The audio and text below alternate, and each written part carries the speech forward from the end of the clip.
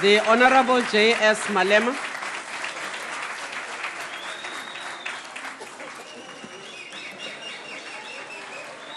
Thank you. Thank you very much, Madam Chair, and the President of the Republic of South Africa, and honorable members of this Parliament. Thank you for affording us an opportunity to respond to the State of the Nation delivered by our President. We want to acknowledge and greet millions of South African workers, the poor, downtrodden and dejected masses of our people, particularly 1 million plus South Africans who voted for EFF to come to this Parliament and represent the agenda of economic freedom in our lifetime, without any fear of contradiction. Our people mandated this movement, the EFF, to come and speak on behalf of the homeless, the landless, domestic workers, security guards, farm workers, cleaners, waiters and waitresses, recipients of social grants, construction workers, the unemployed and poverty-stricken masses of our people who are forgotten by the ruling elite, which is in bed with the oppressors and the imperialist forces. I thought it was going to be difficult for me to carry this mandate with a serious commitment against the party which taught me everything I know today about politics.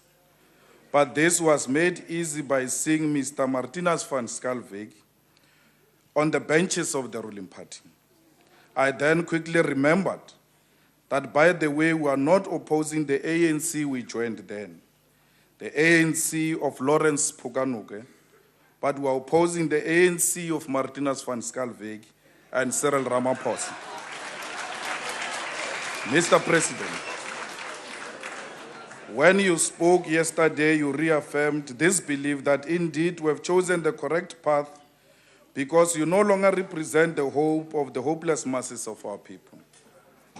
Your speech yesterday was uninspiring and lacked the central theme, Mr. President.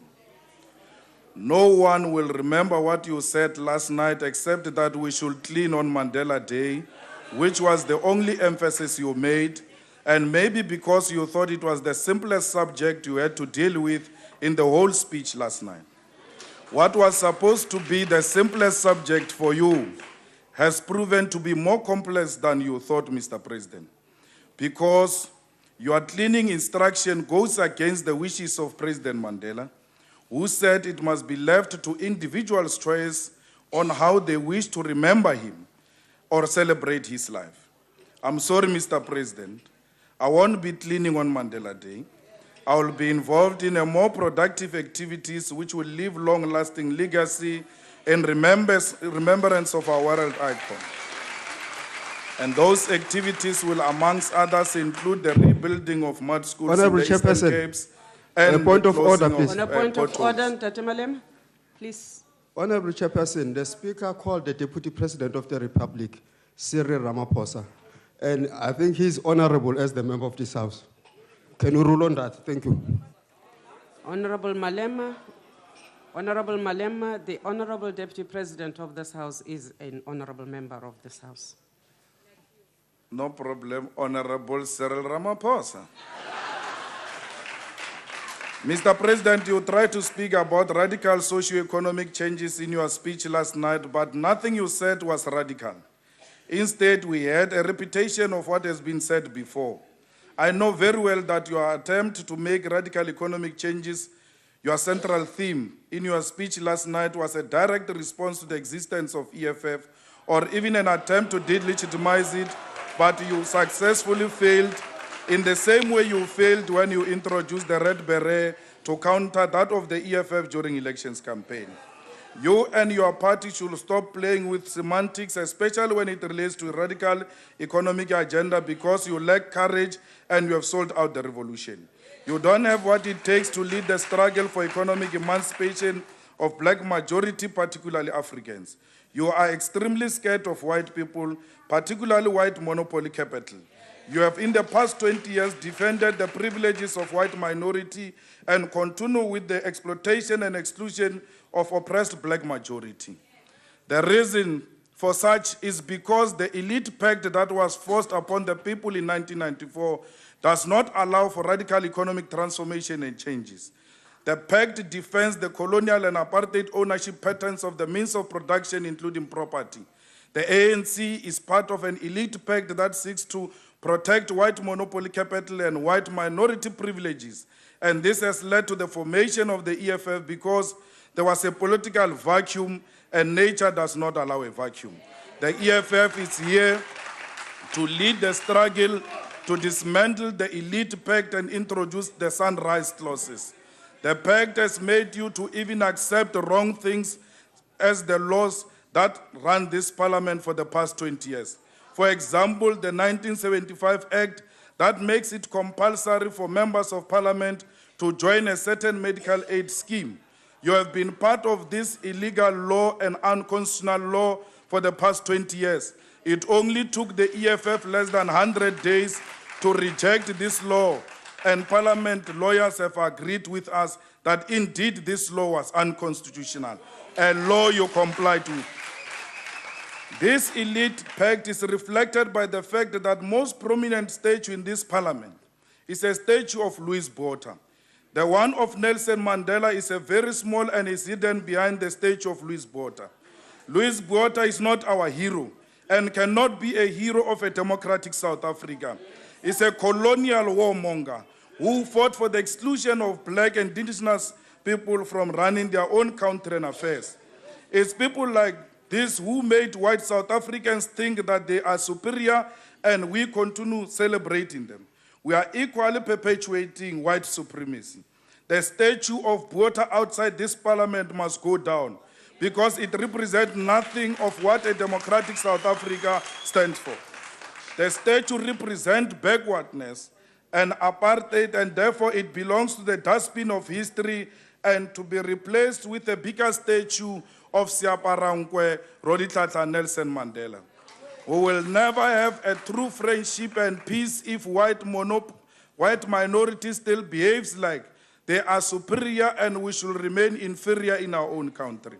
All black people continue to learn the languages of white minorities as part of our attempt to reach out to them and create friendship, but with very little attempt from their side to at least learn one of our African languages, because they have a wrong mentality that we must suck up to them. These are some of the legacies people like Louis Botha have left us, and it must be crushed. We must not celebrate anything that perpetuates white supremacy. As part of nation building, maybe we need to take hard steps by not celebrating any white person who does not speak at least or know one of the African languages. If you have a white friend as a black person and he or she does not know your language or take initiative to learn your language or your culture, that person is no friend at all. We need to undermine the legacy of apartheid through celebration of our blackness and unashamedly advance political, social, and economic liberation of blacks in general and Africans in particular.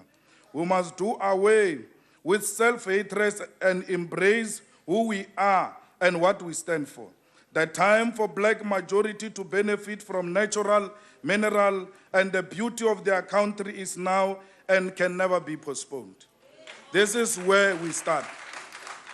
Now, we should deal with politics of what you raised yesterday. You promised jobs before, and you have repeatedly failed to create jobs. In your first address to this House as president, you promised to create 500,000 jobs in 6 months, yet you failed and no one held you accountable. Our people are being called upon to celebrate 20 years of freedom, and we really do not know what they should celebrate because the past 20 years has been 20 years of suffering and the poorest of the poor. Yes, sir. Agbare Speaker, is die agbare lid bereid om 'n vraag te vra? Is 'n baie maklike vraag. Ek wil vir hom vra, why does he deliver his speech in a white man's language of English, not in his own mother tongue? Honorable Malema, are you prepared to respond to the question? I have no time for racist questions. Our people are called upon to celebrate 20 years of freedom. We really do not know what they should celebrate because the past 20 years has been 20 years of suffering of the poorest of the poor. It has been 20 years of joblessness and unemployment for majority of our people, in particular the youth. 35% of South Africans Order, capable members. of working are unable, and majority of those who are employed are paid very low salaries. Mr. President, whatever you have said about jobs has been a false and inconsistent as the performance of your party for the past 20 years. However, you look at it, in 1995, unemployment was 15%, and now at this moment, it is at 25% or 36% with an expanded definition. 70% of this demographic are youth. This is your legacy. You have more than doubled unemployment. More than half of the working people earn 3,300 or less. A third of all workers are now employed through labor brokers. And we must also remind you that 2014 is a year in which you said you would have halved unemployment in 2009. You also promised to distribute 30% of the land in this very year. You promised to halve poverty by 2014. You promised to provide security of tenure to 400,000 households who live in informal settlement. You keep making the same promises and misleading this House, and honorable members clap hands. They encourage this mediocrity, lack of leadership, and misleading of the nation and the poor. You are a man of tradition, Mr. President, a tradition of empty promises. Now knowing you will not be there in 2030, please say nothing about 2030 because you will not be there. The President said a minimum wage shall be investigated. There is no need to investigate. This House must show leadership and courage. The workers have already shown the way. For 5 months now, workers in the Platinum Belt have been on the strike, which demonstrated their genuine determination. They are looking for 12,500, which the ANC government massacred 34 of them 2 years ago for it. In honor of those who died, let this House legislate 12,500. This will be a sign of showing remorse and regret for the Marikana massacre. We also demand the establishment of parliamentary commission on conditions and the salaries of mine workers, Chairperson. including Point the of auditing order, of the Mr. financial Malema. books. Chairperson, on a point of order here, the Speaker said the ANC government massacred people 2 years ago.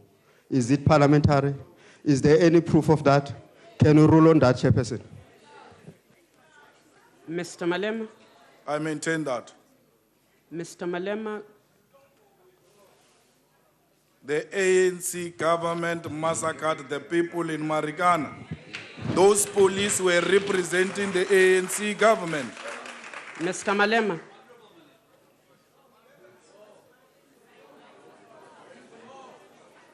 I'm not going to Morena. withdraw. Morena, It's not going to happen that. Honorable Malema, Honorable Malema, I'm all yours, Chair. Honorable Malema, Honorable Chair. please accept that this House and all our houses of Parliament have simple rules to follow in a debate. The last time we said hold your horses because we're taking a point of order. Okay. I was asked to rule, and even before I gave you the go-ahead, you were on. Please do not do it again. The honorable member of the ANC raised a point. You contest that point, you say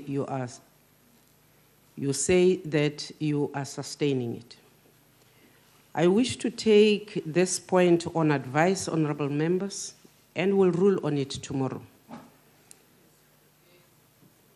Because it is not an open and shut, a statement that you make and you conclude on. There are many implications on it, and I would like to be properly advised to come back to this House on a ruling tomorrow. You may continue, Ntate Malema. We call him for parliamentary commission on the conditions and salaries of mine workers, including the auditing of the financial books of all the mines by the state, to ascertain ourselves on how much is the mining sector making in this country, because we do not trust the current financial disclosure by the mining sector. Mr. President, you have spoken about radical socio-economic changes.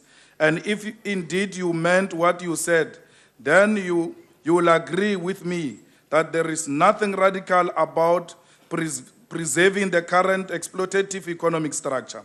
Otherwise, what has been suggested here is a mere old wine in a new bottle. We are back to gear by another name, which Blade in Zimande called 1996 class project and the more Honorable serious Malema. strategic threat to the national democratic Order, evolution. members. Order, members. In his Honorable Malema, there is an Honorable Blade in Zimande in this house. Honorable Blade in Zimande, in his factional battles with President Thabo Mbeki, Honorable Malema. said Honorable Malema, I will not have this house degenerating into this. Please debate the state of the nation, the factional battles and whatever, let them stay where they are. No, Chair, I don't agree with that. No, I don't agree with that. Honorable Malema. You are not going to tell me, Chair, how I must debate. Order, Chair. Point of order, You Chair. are not going to tell me how I must debate. On point of order, Chair. No, I can't be told what to say. Honorable Malema. Order, members. Point of order, Chair. Members, Order, Chair. Point of order, Chair. honorable members, I am quite fit to sit on this chair. Honorable Malema, we have taken you through the rules of these houses. You will desist from making disparaging remarks on the persons of the honorable members of this house. Point of order, Chair. Order, Chair. Point of order, Chair. The chairperson is out of order. Honorable Musima Iman referred to the factional battles in the ANC, for which the chairperson did not call him to point of order. So the chairperson must be consistent in the application of the rules of parliament. This chairperson is very consistent. The Honorable Maimani referred to the factional battles in the party, did not apportion it to a particular member of this house. Honorable Malema, withdraw those remarks. Honorable Chair. On the factional tendencies or otherwise of the Honorable Blade Nzimande. Okay, Honorable Chair, withdraw. Thank you. You may proceed. Mr. President, you clearly do not know what a radical economic transformation means. What is radical about EPWP? What is radical about buying stolen land? Maybe we must give you a few tips on what is radical economic transformation. You must be prepared, if you want to advance this agenda of radical transformation, to expropriate the stolen land without compensation. You must be prepared to nationalize the mines, the banks, and other strategic sectors of the economy. You must be prepared, Mr. President, to protect local industries and ensure that they continue to be productive. Mr. President, you must provide free quality education up until the tertiary level. Mr. President, you cannot celebrate the two glorified high schools which are wrongly called universities in the Northern Cape and Mpumalanga, because the two of them are going to take only 350 people. We need to engage, Mr. President, in a deliberate program to send 10,000 students to outside the country to the best of the best universities, because all the countries which have succeeded, they took their learners and their youth to learn outside their countries. Mr. President, you were on a paraffin speed building stadiums for the 2010 Soccer World Cup, but you are failing to build schools and you are failing to build basic things like toilets. Radical economic transformation means Honorable you must Malema, I'm afraid your time is up. Thank you very much. No, but those orders you were eating on my Honorable time. Malema. Chair. Mr. President, la o ka itima metsi o tla bona e nwele.